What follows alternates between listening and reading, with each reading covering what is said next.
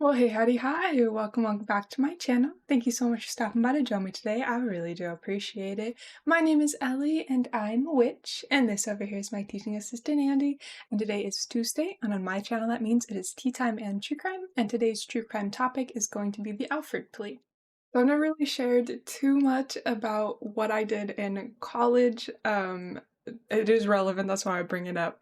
But originally I was going for a minor in criminology, so I have an interest in a lot of the different laws created based on certain cases. See North Carolina v. Alfred or Arizona versus Miranda. But I also have an interest in the different types of killers, serial killers, spree killers, mass killers, all that kind of stuff. So I kind of want to start incorporating some of those topics into the tea time and true crime rather than just talking about true crime cases. So today I'm going to be talking about the Alford Plea and how it came to be, and then some other cases that have used the Alford Plea.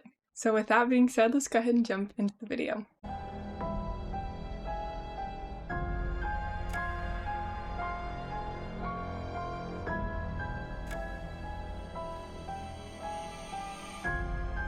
So to start this video, we are first going to establish what nolo contendere is because there's a lot of confusion between this concept and the Alford Plea. Nolo contendere means no contest, but is also called a plea of no defense. Instead of pleading guilty or not guilty, some people enter pleas of no contest. This means that the defendant does not admit guilt, but accepts the punishment as if they are guilty, and this type of plea is often a part of a plea bargain. In this type of plea, there is no assertion of innocence or guilt, and nolo contendere pleas cannot be used against defendants in future civil suits, except for in a few states. Very simple overview, but let's talk about what an Alford Plea is. The Alford Plea is named for the case of North Carolina versus Alfred. Now, Henry Alford had been indicted for first-degree murder in 1963. The evidence in the case included testimony from a witness who Alford himself told he had killed the victim. Other testimony established that Alford and the victim had argued at the victim's house. Apparently, Alford left and the victim was shot soon after when he answered a knock at the door. Alford was looking at the death penalty if he'd been found guilty by a jury. This was because capital punishment was actually the default sentence at the time in North Carolina if two criteria were met. First, the defendant pleads not guilty, and the second, that the jury did not recommend life imprisonment instead. Now, had Alford pled guilty, he would have avoided the death penalty, but he refused to admit guilt. He did end up pleading guilty to second-degree murder and said he did so to avoid the death penalty. He was sentenced to 30 years by a judge, and the judge ruled that the lawyer had adequately advised Alford. Like we see in so many cases, Alford submitted an appeal and requested a new trial. He argued he was forced into the guilty plea due to the fear of the death penalty. The Supreme Court of North Carolina ruled that Alford voluntarily pled guilty with full knowledge of what that meant. Following this, Alford petitioned for a writ of habeas corpus in the United States District Court for the Middle District of North Carolina.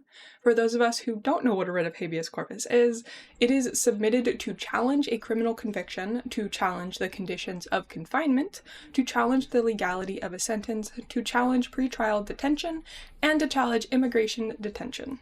Now, the Middle District Court upheld the ruling, so another writ was sent to the United States Court of Appeals for the Fourth Circuit, which ruled the plea was not voluntary because of the fear of the death penalty. Alford said, "I just pleaded guilty because they said if I didn't, they would gas me for it." The case was appealed to the U.S. Supreme Court, where Justice Byron White wrote the majority decision. The court ruled that for a plea to be accepted, the defendant must have been advised by a competent lawyer that the best option was to enter a guilty plea. They also ruled that the defendant can enter a guilty plea when he concludes that his interests require a guilty plea and record indicates guilt. The court allowed the guilty plea with the protestation of innocence strictly because there was enough evidence that the prosecution had a strong enough case for conviction and the defendant was entering a guilty plea to avoid the possible death sentence. It was noted that even if the defendant could have shown he would have pled not guilty but for the rationale of receiving the lesser sentence, the plea itself would not have been ruled invalid. Since the evidence was so strong and supported Alford's conviction, the Supreme Court upheld that the guilty plea was allowable while Alford maintained he was not guilty. Alford died in prison in 1975. Today, there are consequences to entering an Alford plea. Once entered, the judge treats the plea as a conviction and moves on to sentencing. If you had pled guilty, that is seen as you taking responsibility, and the judge could give you a more lenient sentence as a result. An Alford plea maintains your innocence, though, and because you aren't admitting guilt, judges could give a harsher punishment. At the end of the day, the simplest explanation for an Alford plea is you accept that the prosecution has enough evidence to prove your guilt. So you essentially concede to that and you're saying, I am innocent, but understand this is a fight I will not win. The Alford plea is not common, but I was able to find several instances of it being used. Now, these are in alphabetical order. Raven Abaroa. He was on trial for the murder of his wife, but the jury ended up deadlocked, so North Carolina offered him a deal to take an Alford plea, and he accepted. Henry Alford, of course. John Dylan Adams. He entered an Alford plea in the kidnapping, rape, and murder of 20-year-old Holly Lynn Bobo. Scott Bairstow, actor from Party of Five. He entered the plea to second-degree assault and got 4 months in jail. The original charge was second-degree child rape of a 12-year-old girl. Hunter Biden. His lawyer submitted the plea on his behalf in regards to tax-related offenses. James B. Black, a former Speaker of the North Carolina House of Representatives, entered the plea for charges of obstruction of justice and bribery. Michael Bray. After bombing an abortion clinic, he entered the plea and received a sentence of 6 years in a federal prison. Ed Brown, a former football player for the Minnesota Vikings, he was charged with sexual assault but entered the Alford plea on a lesser charge. Kiari Cephas, more well known by his rap name Offset, he entered the plea to felony battery and inciting a riot in exchange for dropping the drug and firearm possession charges. Raymond Clark III, perpetrator in the murder of Annie Lee. H. Brent Coles, former mayor of Boise, Idaho, entered the plea to 2 felony charges of presenting a fraudulent voucher and misuse of public money by officers. Benjamin Foley, he entered a plea to second-degree murder of Taylor Bell. A judge later rejected his petition to have his sentence thrown out. Bob Filner, politician who represents California's 51st Congressional District in the House of Representatives, entered an Alford plea to charges of trespassing. The original charges were assault and battery. Sam Hupp, perpetrator of the murder of Louise Gumpenberger, and probably someone I will talk about at a later date. Edub Jones, professional American cornerback.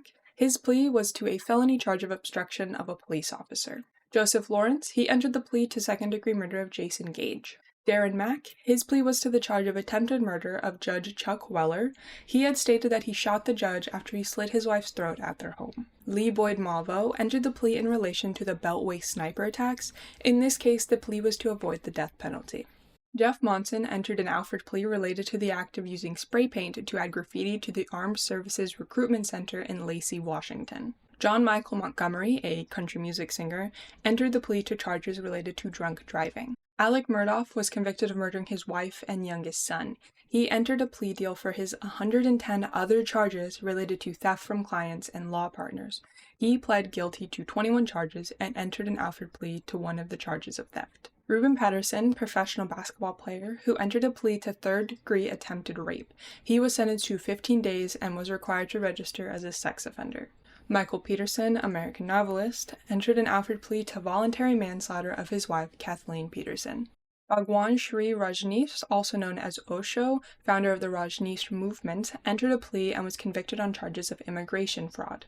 Tina Reish, or Christina Boyer, entered a plea for aggravated assault and felony murder of her 3-year-old daughter, Amber Bennett. Warren Robinson, American football wide receiver, entered a plea for a felony charge of evading police.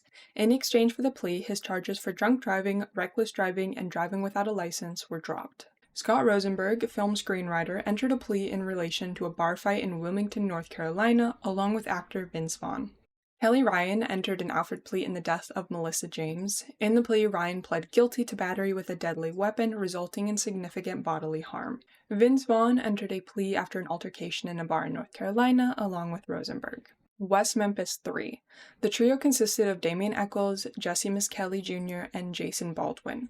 They were convicted of the murder of 3 8-year-old boys. As a part of the plea deal, they were released the same day they submitted the plea. They would serve 10 years probation. They cannot seek civil litigation against the state. They cannot profit off their story, and if they reoffend, they will be sent back to prison for 21 years. This is another case that I will cover at a later date. And that is all that I have for you today. I had a lot of fun kind of looking into this concept because you hear about it, but it's a little bit confusing because it is so similar to no contest.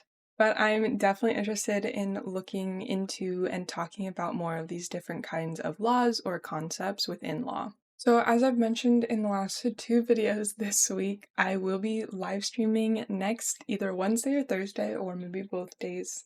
I'm going to be streaming Motion Monsters Online. It's a very niche, kind of more UK-based game that has kind of made a comeback in these last couple of years, but I will be streaming that, and then I will eventually get into streaming reruns, or at least me rerunning Little Nightmares, maybe Unravel, Strange Horticulture, The Last Campfire, games of that nature. And I will do that over on my Twitch account, which is EllieTheWitch21, which is linked on my YouTube page if you wanted just a quick link there. And I also may be live streaming it to TikTok and YouTube at the same time if you'd prefer to catch it there. Just gonna do a couple hours talking to everybody and playing that game. And this may be a weekly thing, it may be kind of an every other week thing. We're just gonna see how it goes. But that's the last time I'll mention it until I give you guys an update next week as to what time and what dates the stream will actually be. Also, if there's any recommendations for cases, please let me know, or you can always email it to me. My email is always in the description box down below. I have also finally started working on the script for my second The Reading Nook video, which should be out at the end of this month. That's the goal.